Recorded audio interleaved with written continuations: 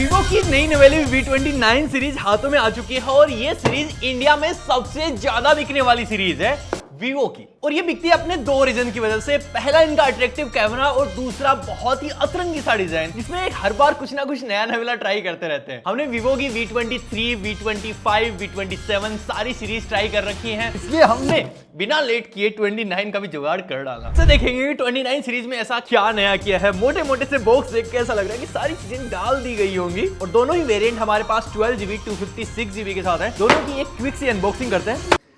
ये सबसे पहले दोनों ही फोन ओब्वियसली पहले नहीं दिखाऊंगा, जरूर ये इतना दिमाग तो हमने भी पा लिया टाइम के साथ। एक सेक्शन नीचे जाते ही बहुत सारा डॉक्यूमेंटेशन, IMEI स्टिकर्स एंड एक ट्रांसपेरेंट TPU केस। अच्छा है प्रोटेक्शन बॉक्स में ही दिया है, क्योंकि नई गाड़ी और फोन के स्क्रैचेस इन पे नहीं आते हैं, सीधा दिल पे आते हैं। और उसके बाद चार्जिंग ब्रिक, और दोनों में ही 80 वोल्ट की चार्जिंग ब्रिक है और एक type A to type C वाली केबल, और ये भी बिल्कुल सेम है। और दिल सेफ के अंदर दो सुई। अब चलते हैं अपने फोन्स के ऊपर। वाओ यार कितना पतला फील हो रहा है ये। सबसे पहले 29 को खोल दें। ओ भाई चॉकलेटी कलर यार, इस बार कैमरा मॉड्यूल काफी बड़े से हो गए हैं। वाओ यार क्या डिजाइन बनाया है। एंड अभी तो 29 की बारी है। ये अरे यार ये संगमरमर वाली फील दी है इसमें। ये थोड़ा ग्लोसी फिनिश में आता है और ये पूरा मैट फिनिश में आता है, लेकिन दोनों के कैमरा मॉड्यूल और ये ओरा लाइट का डिजाइन जो है ना वो बिल्कुल सेम है, और इवन इनके डायमेंशन भी सेम है। बहुत पतले पतले से फोन है यार। यार ये डिजाइन देख के तो पक्का लगता है एक बार टीम से जाके पूछते हैं उनका ओपिनियन क्या है। कैसे हैं? ये मुझे अच्छा लग रहा है, ये ज्यादा स्मूथ लग रहा है ये कलर के हिसाब। हमने इनकी Vivo V27 सीरीज ट्राई की हुई है, वो कलर चेंजिंग बैक के साथ आती थी, लेकिन इस बार इन्होंने थोड़ा सा अलग पैटर्न ट्राई करने की कोशिश की है और ये डेफिनेटली काफी कमाल का है। दोनों में ही कर्व्ड बैक पैनल है, दोनों में ही कर्व्ड डिस्प्ले भी है, और जो फ्रेम है वो काफी पतली सी है। दोनों में सेम टाइप की बेजल्स हैं, और Vivo के अकॉर्डिंग ये एक रेड कलर है जो हमें चॉकलेटी दिख रहा है। ये इंडिया के मोन्यूमेंट से इंस्पायर्ड है, बेसिकली ये हिमालय से इंस्पायर्ड है। और दोनों में ही ड्यूअल नैनो सिम सपोर्ट है। डिस्प्ले के नाम पे दोनों ही फोनों में 6.78 इंचेस की सुपर एमोलेड 120 हर्ट्ज वाली डिस्प्ले मिलती है। इस वक्त में थोड़ा सा ट्रेंड ही चल चुका है कि भाई 30,000 के प्राइस में जितने भी फोन आ रहे हैं कर्व डिस्प्ले के साथ आ रहे हैं, क्योंकि लोगों को पसंद आ रहा है ऑब्वियसली भाई। अगर कलर प्रोडक्शन भी देखोगे वो भी बिल्कुल ऑन पॉइंट है। थोड़ी सी V29 Pro की डिस्प्ले ज्यादा ब्राइट फील होती है as compare to Vivo V29 के। बाकी दोनों ही फोनों में एक चीज है जो शायद आपको अच्छी ना लगे, क्योंकि इनमें है सिंगल स्पीकर, और जिस प्राइस रेंज में आते हैं वहां पे सिंगल स्पीकर हमारे भाई जहन में आता ही नहीं है। और मैं आपको साउंड दिखाता हूँ थोड़ा सा।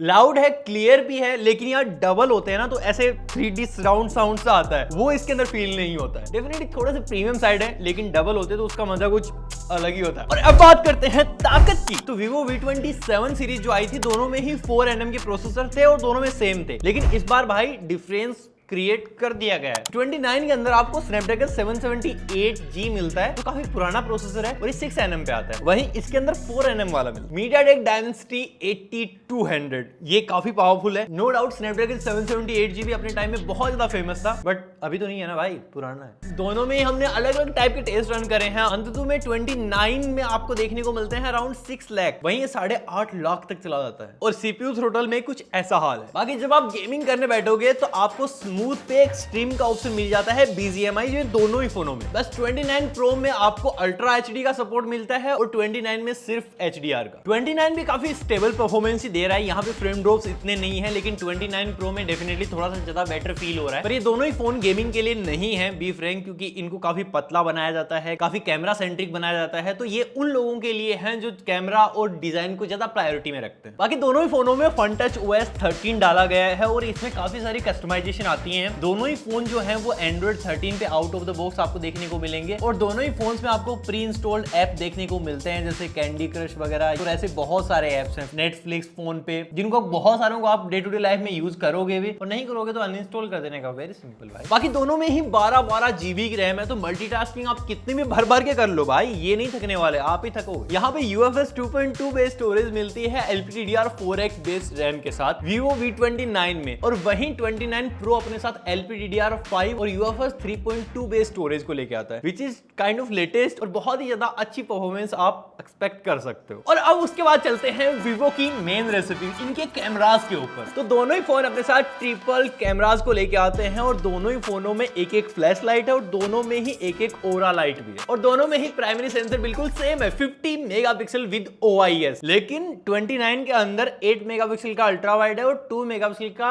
आपको मिलता है डेप्थ सेंसर, 12 मेगापिक्सल का आपको मिलेगा टेलीफोटो और 8 मेगापिक्सल का अल्ट्रा वाइड सेंसर। इस प्राइस रेंज में टेलीफोटो बहुत ही कम फोनों में होता है और दोनों ही फोनों से हमने बहुत सारी फोटोज ली हैं। इसकी नाइट फोटोग्राफी बेसिकली थोड़ी सी हाईलाइट साइड जाती है क्योंकि ये जो bokeh effect, bokeh flare mode, इसके ये जो है ना ये अलग ही है, ये इंडस्ट्री में और इस प्राइस रेंज में कोई आपको प्रोवाइड नहीं करता है, जो देखने में डेफिनेटली बहुत ही कमाल के लगते हैं। एट द सेम टाइम 29 और 29 प्रो में ज्यादा डिफरेंसेस आपको नजर नहीं आएंगे, लेकिन वीडियोस वगैरह में स्टेबलाइजेशन आपको डेफिनेटली 29 प्रो की बहुत बेटर लगने वाली है। लेकिन जैसे आप नाइट फोटोग्राफी की तरफ जाते हो ना तो आपको डिफरेंशिएट होना स्टार्ट हो जाएगा कि 29 प्रो की ज्यादा बेटर है एज कंपेयर टू 29। और वीडियोस में एक और डिफरेंस है, 29 प्रो 4K 60 FPS में आता है और ये 4K 30 FPS के साथ आता है। इसमें 60 FPS नहीं, क्योंकि यहाँ पे आपको एडिट करना बहुत ही ज्यादा इजी हो सकता है और साथ ही में बहुत सारे इसमें इफेक्ट्स भी मिल जाते हैं। बाकी सेल्फीज में दोनों ही फोनों में 50 मेगापिक्सल के कैमरास देखने को मिलते हैं और थोड़ा क्लिक करके देखते हैं भाई, नंबर्स दोनों में सेम है, लेकिन स्टिल 29 प्रो के साथ पोस्ट प्रोसेसिंग या फिर कैमरा ISP में ज्यादा दम होने की वजह से ज्यादा डिटेल्स दिखती हैं एज कंपेयर टू 29 के। बाकी सेल्फी वीडियो क्वालिटी में भी मुझे 29 प्रो ही ज्यादा बेटर लगा क्योंकि इसकी थोड़ी ज्यादा स्टेबलाइज्ड फुटेज आती है। बाकी दोनों ही फोन 5G कनेक्टिविटी के साथ आते हैं,